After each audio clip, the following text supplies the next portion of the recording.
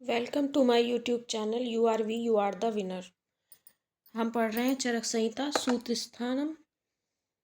ये पहला चैप्टर बहुत लंबा है, आपको धैर्य बनाए रखना होगा और आराम से इसको समझें। पहले श्लोक पढ़ें, फिर उसकी हिंदी को समझें, हो जाएगा आराम से।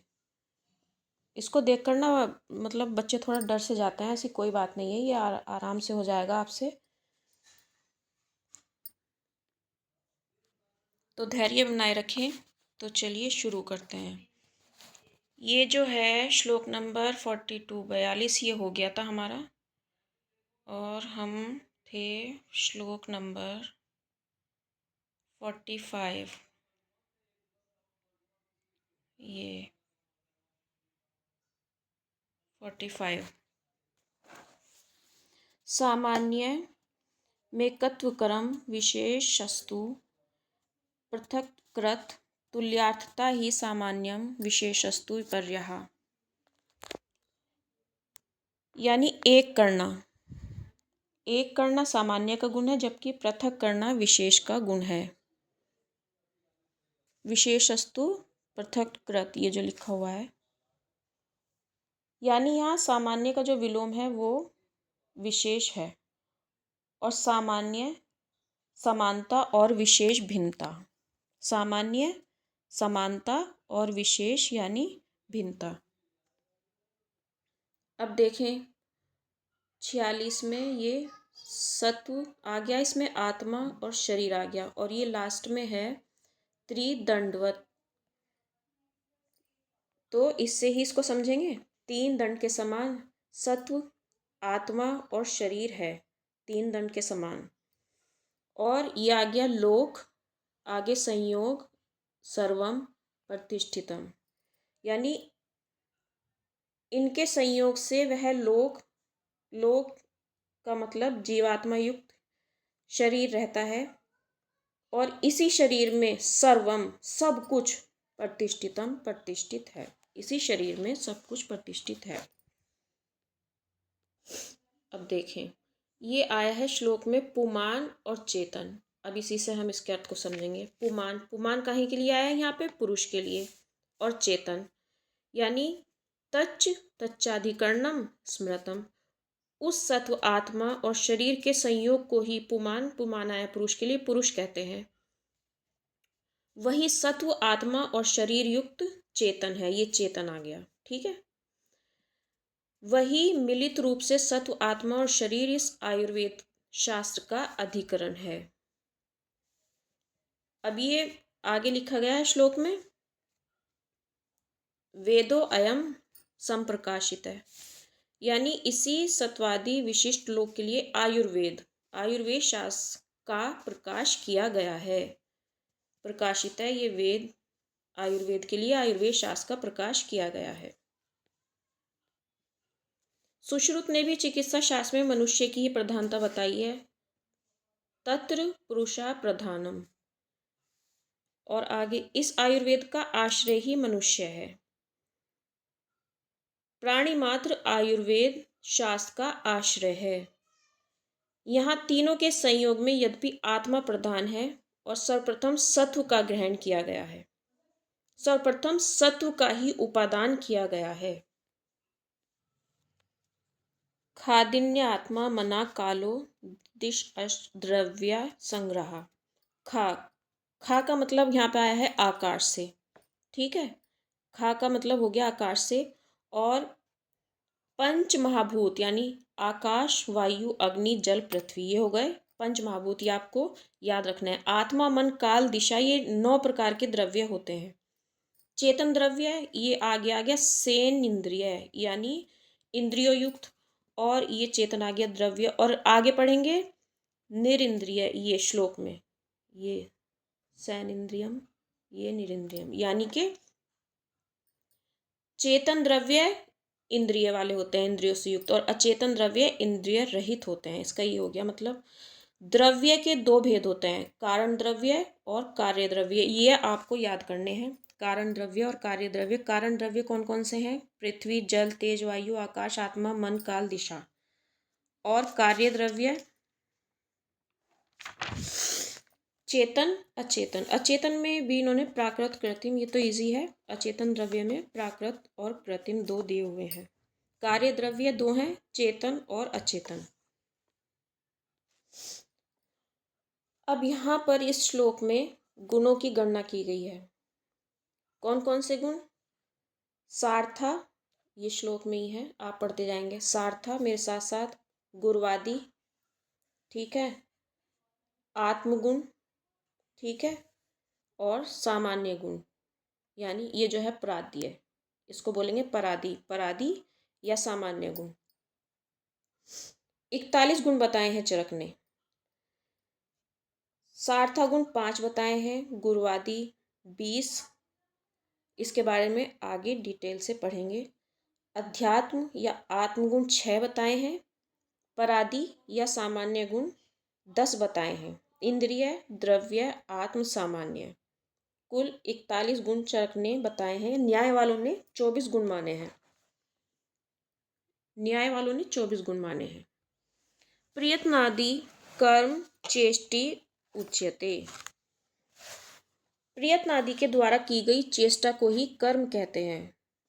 श्रम पूर्वक जो चेष्टा की जाती है उसे कर्म माना जाता है। चेष्टा का अर्थ है यानी हाथ या पैर से की गई जो भी काम होता है उसे चेष्टा कहते हैं। ये 5 कर्म के भेद माने जाते हैं: उत्क्षेपण, अवक्षेपण, आकुंचन, प्रसारण, गमन। और आयुर्वेद में 5 कर्म का विधान है: वमन, विरेचन, निरुबस्ति, अनुवासन बस्ती, नस्य। ये सभी इन वैशेषिक कर्म के अंदर ही समाविष्ट हो जाते हैं। आगे चलते हैं। भाई बुक लेकर बैठना ज़रूर, जब भी आपको चेस समझ में आएगा। अब ये वाला श्लोक देखते हैं। समवायो पृथक भावो भूम्या दीनाम। अब देखते हैं। पृथ्वी आदि द्रव्यों के साथ गुणों का अलग ना होना तो उसे समवाय कहा जाता है। यानी समवाय अपृथक भाव है और ये नित्य है। आगे जो आया है स नित्यो, ये जो स नित्यो आया है ये समवाय के लिए ही आया है कि यह नित्य है, अविनाशी है। क्योंकि जहाँ द्रव्य रहता है वहाँ समवाय संबंध में गुणा अवश्य हो जाता है। कभी भी द्रव्यों में गुण अनिश्चित नहीं रहता, अर्थात निश्चित ही रहता है। सामान्य और विशेष का जो अलग ना रहने वाला संबंध है उसे ही समवाय कहा जाता है। जैसे यहाँ पर एक एग्जाम्पल भी दे रखा है, कपड़े के निर्माण में तंतु और कपड़ा अलग नहीं होता, इस प्रकार कपड़ा के निर्माण में तंतु के बिना कपड़ा और कपड़े के बिना तंतु अलग नहीं रह सकते, इसलिए इसे क्या कहेंगे? अपृथक भाव कहते हैं। इस प्रकार के ज्ञान का कारण जो अलग ना होने वाला संबंध है वह समवाय है। अब आपको समवाय का समझ में आ गया होगा। इस श्लोक में देखते हैं, यत्र आश्रिताः कर्म गुणाः, यानी जिसमें कर्म और गुण आश्रित रहते हैं। यहाँ पे आ गया कारणम समवाय यत, और जो कर्म और गुण का समवाय कारण है तद द्रव्यम, उसे द्रव्य कहते हैं। Is that clear to you? आगे 9 द्रव्य जगत में पाए जाते हैं।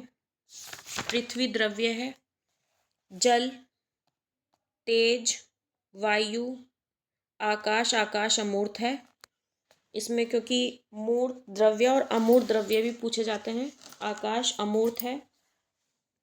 सुख दुख, इच्छा द्वेष, धर्म अधर्म ये अमूर्त हैं, ये आप नोट कर लेना। और मन मूर्त है। आगे चलते हैं, काल, काल अमूर्त है।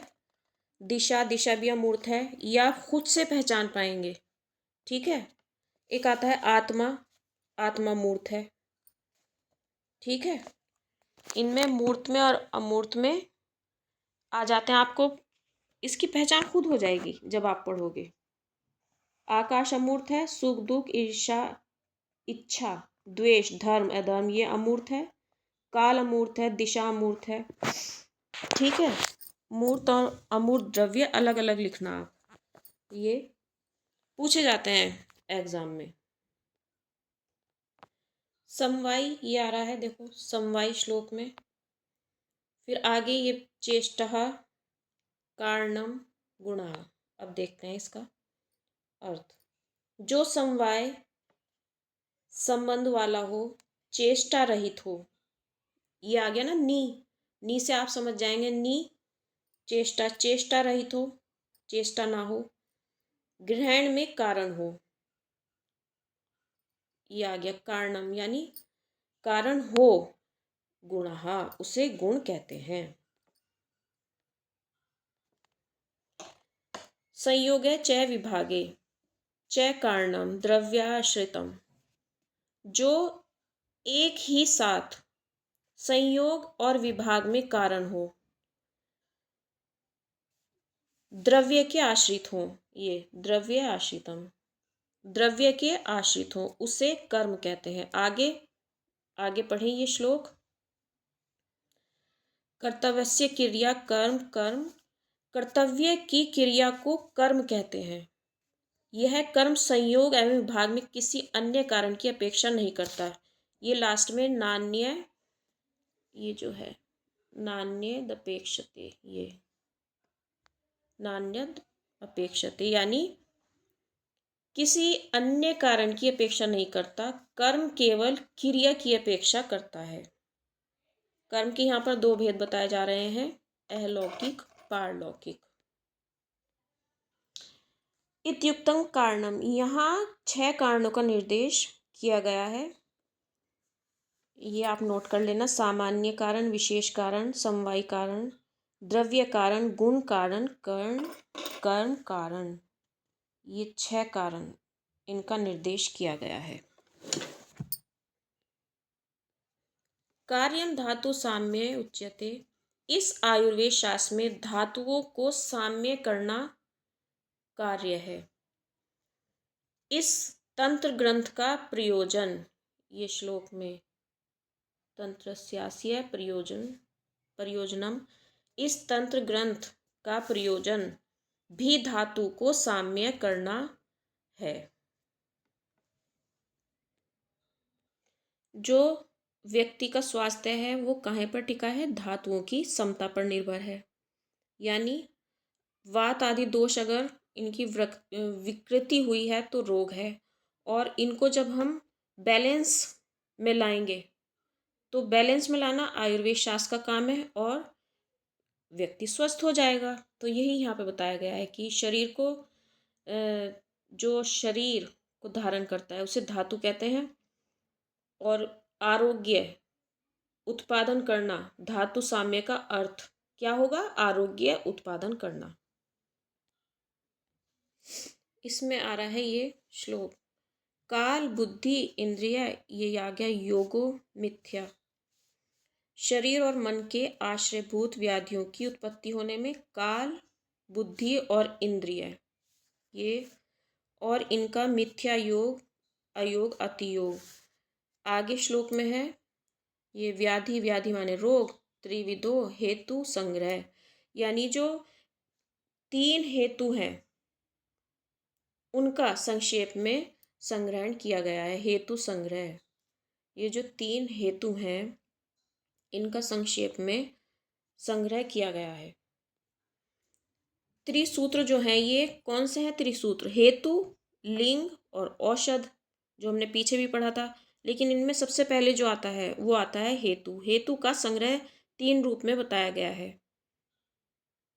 काल, बुद्धि और इंद्रिय।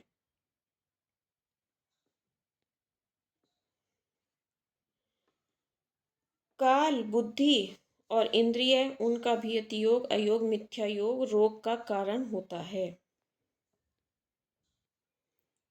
काल, बुद्धि और इंद्रिय का मिथ्या योग, अयोग और अतियोग, जब इन तीनों कारणों का ज्ञान हो जाता है तब दोषों को साम्यावस्था में लाकर इन कारणों का त्याग किया जाता है।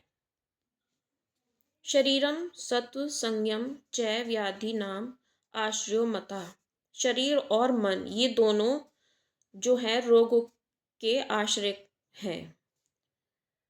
तथा सुखानाम योगस्तु सुखानाम कारणम समः। तथा सुख का भी आश्रय ये ही मन और शरीर है। काल बुद्धि इंद्रिय का जो संयोग है सुख का कारण होता है। यहाँ पर सबसे पहले रोग का जो स्थान है वो शरीर है, क्योंकि शरीर जब किसी बीमारी से ग्रस्त होगा तो हमें पता चल जाएगा, उसको हम प्रत्यक्ष देख सकेंगे, है ना, डायरेक्ट हमें पता चल जाएगा। और मन मन व्याधिग्रस्त वो हम लक्षणों के लिंग के आधार पर जो है उसका हम गैस कर सकते हैं। तो शरीर के बाद मन को निर्देश किया गया है, पहला स्थान जो है वो शरीर का आता है। जिन बीमारियों का असर हमारी बॉडी पर पड़ता है तो उसे हम क्या कहेंगे, शारीरिक रोग। और जिन बीमारियों का असर हमारे मन पर पड़ता है, उनका जो पहला प्रभाव है वो मन पर पड़ेगा, तो उन्हें हम कहेंगे मानस रोग। जैसे मान लो शारीरिक रोग में बुखार आ गया, कुष्ठ आ गया, है ना, अतिसार, कुछ भी हो सकता है। और जो मानसिक जो रोग होते हैं उनमें क्या है, क्रोध है या ईर्ष्या है या डर है, तो ये सारी बातें हैं।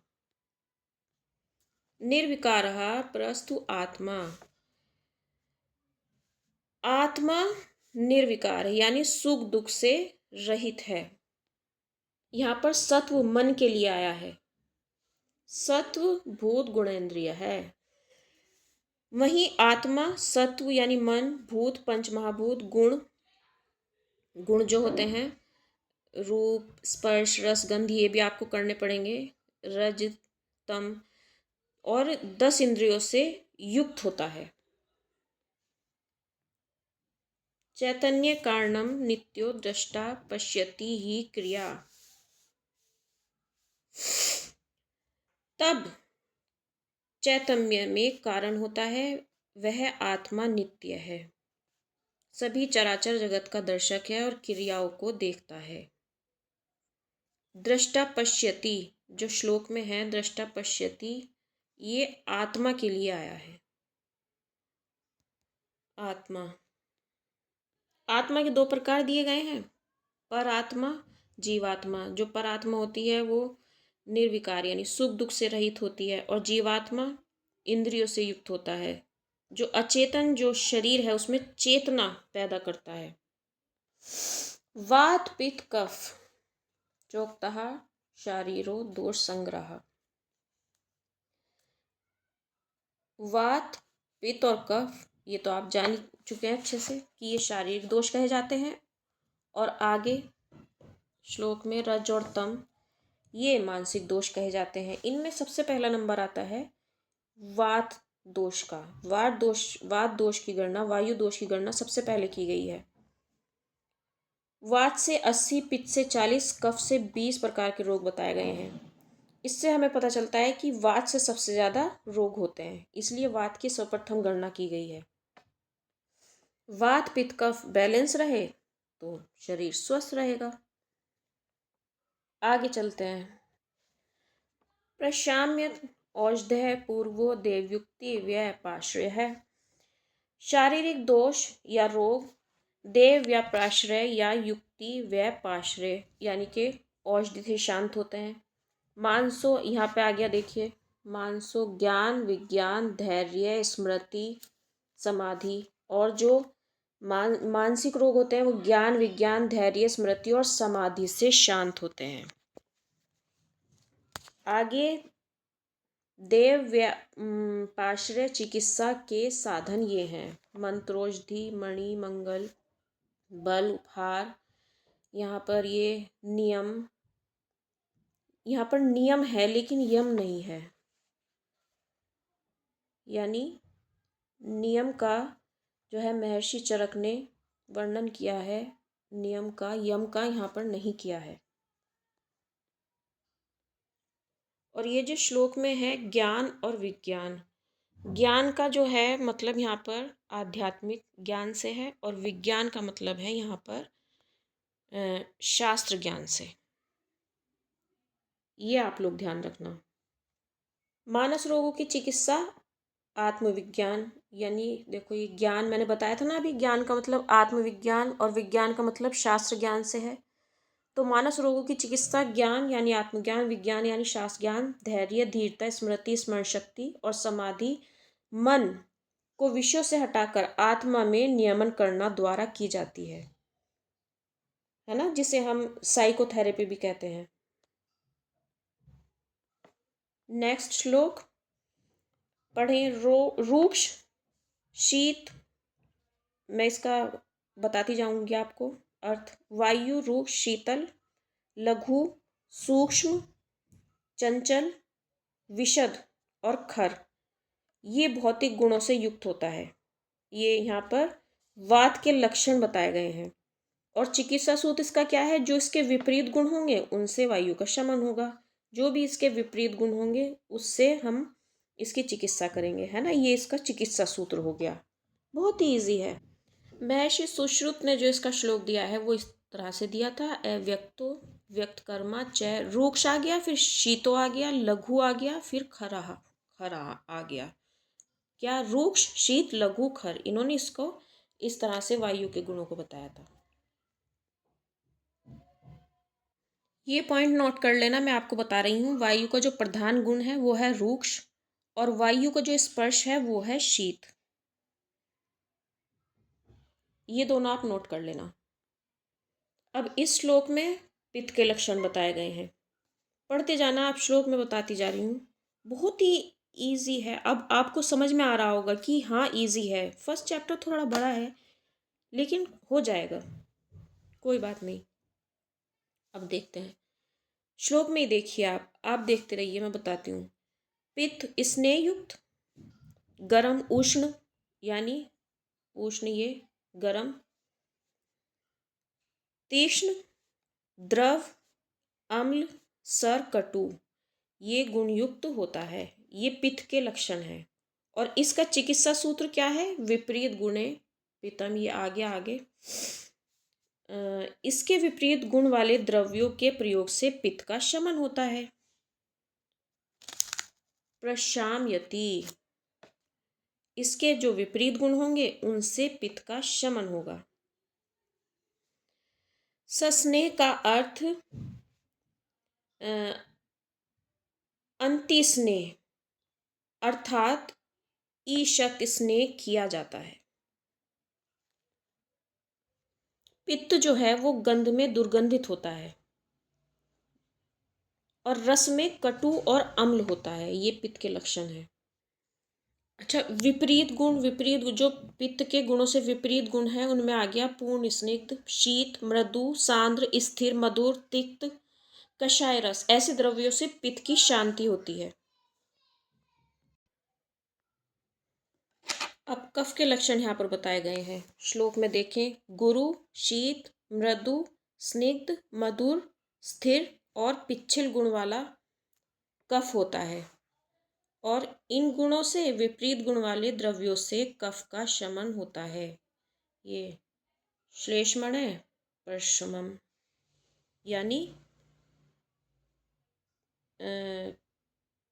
ये हो गया कफ का शमन होता है। विपरीत गुणे गुणः, इन गुणों से विपरीत गुण वाले द्रव्य से कफ का शमन होता है। चरक ने कफ का वर्ण श्वेत बताया है।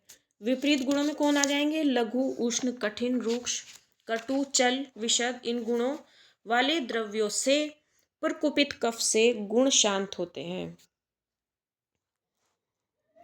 आहार और पहले पूरा कर लेते हैं। इसका मतलब क्या हुआ कि गुण की शांति से गुणी कफ की शांति होती है। आहार और औषध दोनों द्रव्य जो हैं क्या हैं? ये पंच भौतिक होते हैं। वात, पित्त, कफ दोष की भी उत्पत्ति पंच महाभूतों से ही हुई है, इतना तो आपको पता है। विपरीत गुणेर देश मात्रा कालोपादित है। अब देखो, जब देश, मात्रा और काल के विपरीत गुण वाले औषध का प्रयोग युक्तिपूर्वक किया जाता है तब साध्य रोग नष्ट हो जाते हैं। असाध्य रोगों की कोई चिकित्सा नहीं होती, उसका कोई उपदेश नहीं दिया गया। असाध्य रोग कैसे सही होंगे? देखो, साध्य रोगों में ही चिकित्सा का विधान किया गया है, क्योंकि असाध्य रोगों में चिकित्सा सफल नहीं होती। असाध्य रोगों को चिकित्सा के अयोग्य बताया गया है। तप और जप इत्यादि के प्रयोग से भी ये दूर हो जाते हैं।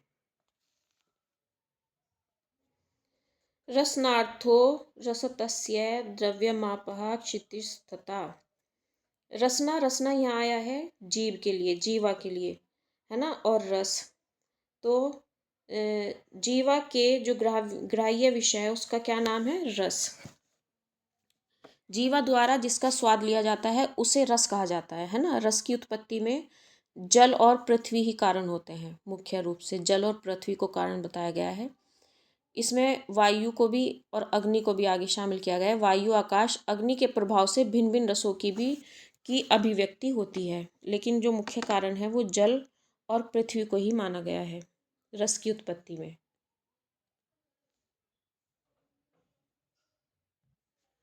स्वादुर, अम्लो, अथ, लवण, कटु, ये आ गया देखो यहाँ से आंसर में।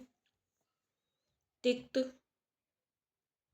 कषाय, मधुर, अम्ल। आप श्लोक में देखो स्वादु, स्वादु यहाँ पर आया है मधुर के लिए।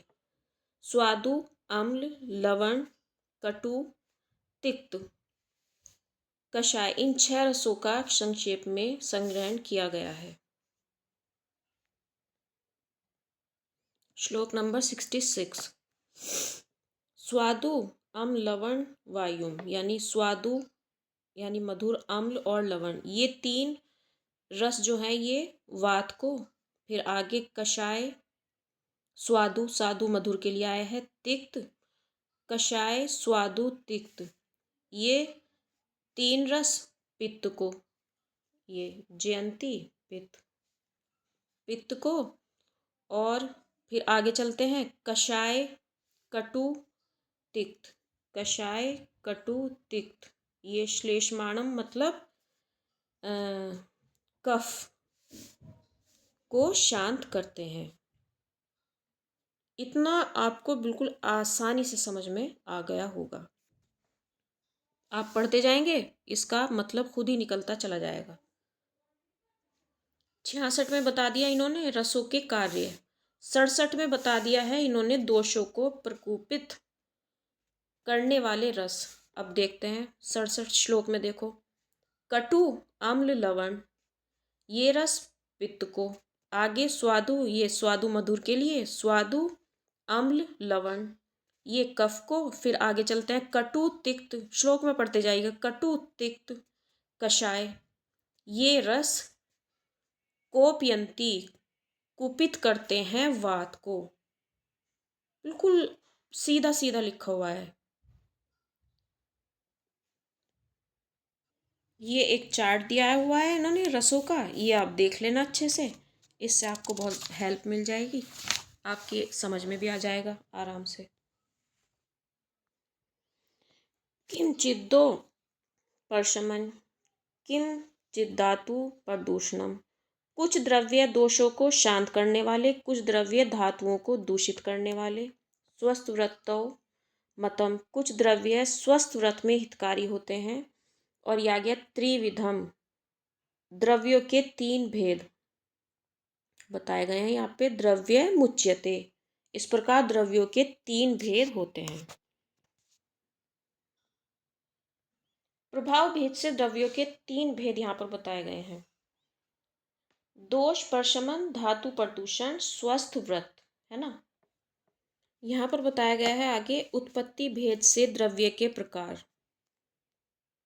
यहाँ पर देखिए ये श्लोक में जांगम, औद्विद, पार्थिव 3 प्रकार के होते हैं। इन्होंने यहाँ पे 3 द्रव्यों के प्रकार दे दिए हैं उत्पत्ति भेद से। मधुनी, गौरसा, मधुनी यहाँ पर आया है मधु यानी कि मधुमक्खी। गौरसा, गौरसा यहाँ पे आया है जैसे भैंस, बकरी आदि के लिए, ठीक है, गौरसा। आगे पढ़े श्लोक में पितम, वसा, ये सब ये जांगम द्रव्य से औषध कार्य में जो वस्तुएं प्रयोग में लाई जाती हैं वो है मधु, गौरस, पित्त, वसा, सब श्लोक में। मज्जा, रक्त, मांस, मलमूत्र, चर्म, शुक्र, हड्डी, स्नायु, सींग, नख, खुर, केश, रोम और गोरोचन। मधुनी यह बहुवचन है, ये सभी मधु की जातियां इसमें लेनी चाहिए। गोरसा भी बहुवचन है, जैसे भैंस, बकरी, सभी दूध की विकृतियों जैसे दही, मक्खन का ग्रहण करना चाहिए। स्वर्णम समलः पंचलोहा ससिक्तः सुधा मनः शिलाले मण्यो लवणम गैरिकाजने भौम औषध मुद्दिष्टम। यहाँ पर इन्होंने बता दिए हैं पार्थिव द्रव्य। सोना मल के 5, लोहा 5 लोहों में क्या दे दिया इन्होंने, 5 धातुओं में, चांदी, तांबा, वंग, नाग, लोहा, ये 5 धातुओं में दे दिया। बालू, चूना, हड़ताल, मेंसिल, मणियान, नमक, गैरू, अंजन, ये सभी पार्थिव औषध हैं। चक्रपाणि ने मल शब्द से लोह मल शिलाजतु का ग्रहण किया है। शिलाजतु। औद्विदम तु चतुर्विदम, ये द्रव्य 4 प्रकार के होते हैं। वनस्पति, विरुद्ध, वानस्पत्य, औषधि। जिनमें केवल फल दिखते हैं उन्हें वनस्पति, और जिनमें फल और फूल दोनों दिखते हैं उन्हें वानस्पत्य कहा जाता है। जिनका फल पक जाने पर उसका अंत हो जाए तो वो औषध हो जाता है। जो लता के रूप में फैले उन्हें विरुद्ध कहा जाता है। इसे आप क्लियर कर लेना। जिनमें फूल और फल दोनों दिखें उन्हें वानस्पत्य कहते हैं, जैसे आम, जामुन। और सुश्रुत ने इन्हें वृक्ष की संख्या दी है। ठीक है, सुश्रुत ने इन्हें वृक्ष कहा है। पुष्प फलवंतो वृक्षः, जो पककर स्वतः नष्ट हो जाते हैं। जो फल के पक जाने पर वो नष्ट हो जाते हैं, जैसे जौ, गेहूं, धान, तो इन्हें औषधि कहते हैं। और जो लताएं होती हैं उन्हें विरुद्ध कहा जाता है, जैसे गुडूची। अब जो जो मैं बोलूंगी इन्हीं में सब में छुपा हुआ है। अब आप देखना, आप श्लोक में देखते जाओ। मूल, क्षार, सार, गोद, नाल, नाल यानी डंठल, स्वैरस, मृदु पत्तियां, क्षार, दूध, फल, फूल, भस्म यानी राख, तैल, कांटे, पत्तियां, टूसा, कंद, वटजटा या पर्रो, ये संख्या में 18 हैं। ये औद्विद द्रव्यों के प्रयोज्य अंग हैं। इन्हें औद्विद गण कहते हैं। मूलिन्यः षोडशै कोना फलिन्यो विशतिः स्मृतः। अब देखो, मूलिनी जिसका मूल प्रयोग होता है वो 16 है। षोडशै 16 है। फलिनी 19 है। 1 कम 20 19 है। आगे नीचे श्लोक में यहाँ पर महास्ने चत्वार 4 है। पंचेव लवण लवण 5 है। और अष्टौ मूत्राणी मूत्र 8 है। दूध 8 है। नीचे यहाँ पर ये शोधन के लिए षड वृक्षः, शोधन के लिए 6 वृक्ष। पुनर्वसु निर्दिष्टिता, निदर्शितः, शोधन के लिए 6 वृक्ष इस अध्याय में पुनर्वसु ने बताए हैं। जो वैद्य इन औषधियों का रोगों में प्रयोग करना जानता है वह आयुर्वेद शास्त्र का ज्ञाता कहा जाता है। इस चार्ट में मूलिनी आदि द्रव्यों की गणना की गई है, जिसका मूल प्रयोग मूलिनी 16 है, फलिनी 19, मासने 4, लवण 5, मूत्र 8, दूध 8, शोधन के लिए वृक्ष 6। अब ये जो श्लोक है इसमें जो 16 मूलिनी द्रव्य हैं वो बताए गए हैं। देखो, देखते हैं। हस्तिदंती, हेमवती, श्यामा, त्रिव्रत, सफेद, निशोत, सप्तला, श्वेतनामा, प्रेतक्षेणी दंती, ग्वाक्षी, ज्योतिष्मती, बिंबी, क्षणपुष्पी, विषाणिका, अजगंधा, द्रवंती, क्षारिणी, ये 16 औषधियां मूलिनी कही जाती हैं। षण्पुष्पी च बिंबी च छर्दने हेमवत्यपि श्वेता ज्योतिष्मती चैव योज्या शीर्ष विरेचने एकादशावशिष्टा या प्रयोज्यास्ता विरेचने इत्युक्ता नाम कर्मभ्यां मूलिन्यः। मूलिनी द्रव्यों के प्रयोग स्थल यहाँ पर बताए गए हैं। वंसनई, कुंदुरु और वच का प्रयोग वमन के लिए, अपराजिता और मालकांगनी का प्रयोग शिरोविरेचन के लिए, और जो शेष 11 औषधियाँ हैं उनका प्रयोग विरेचन कर्म में होता है। इस प्रकार मूलिनी द्रव्यों के नाम और कर्म का निर्देश इसमें दिया गया है।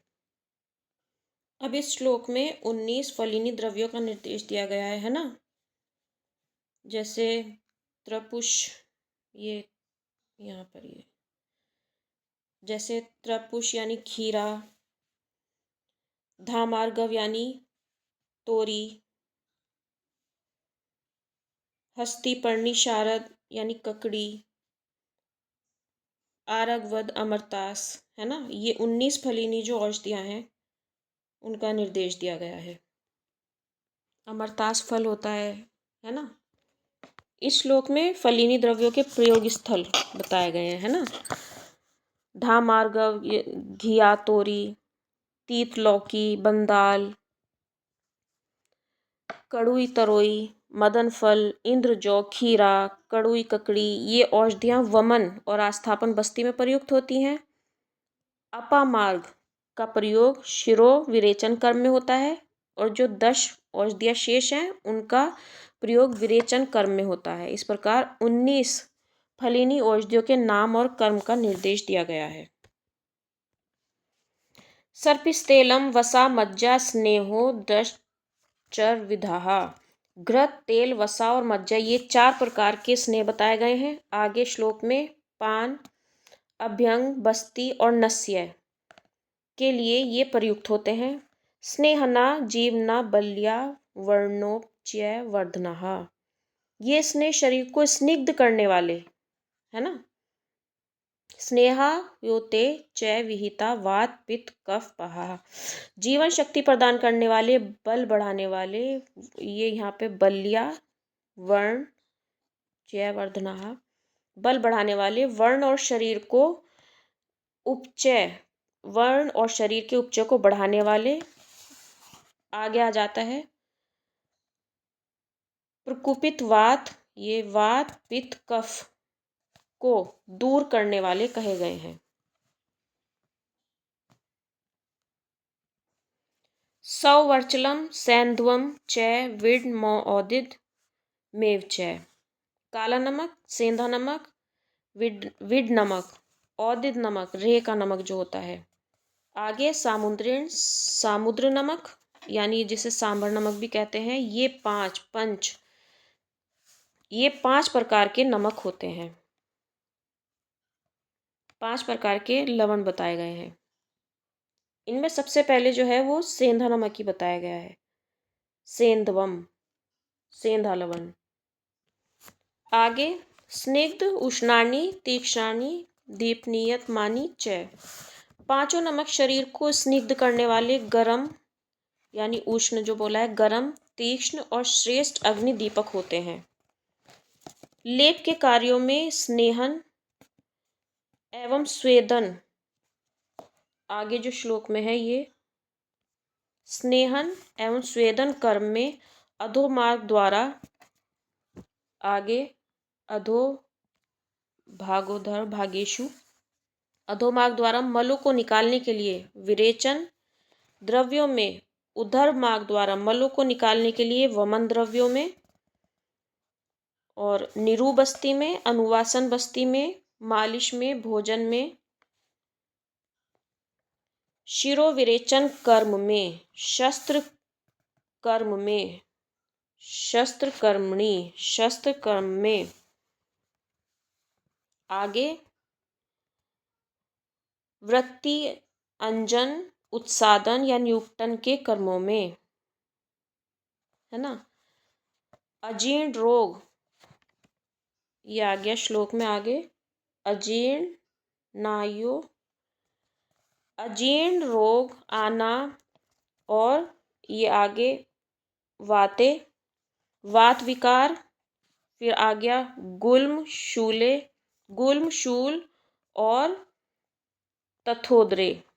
उदर रोगों में पांचों नमकों का प्रयोग किया जाता है। ठीक है, जो पूर्व कर्म और पंच कर्म में उपयोगी द्रव्य है वो लवण है। जो लवण है ये ध्यान रखना, ये वाली बात आप, पूर्व कर्म और पंच कर्म में जो उपयोगी द्रव्य है वो लवण है। आगे का करेंगे हम नेक्स्ट वीडियो में। कोई सुझाव हो तो कमेंट बॉक्स में बताना मुझे, और वीडियो अच्छी लगे तो वीडियो को लाइक कर देना। Thank you.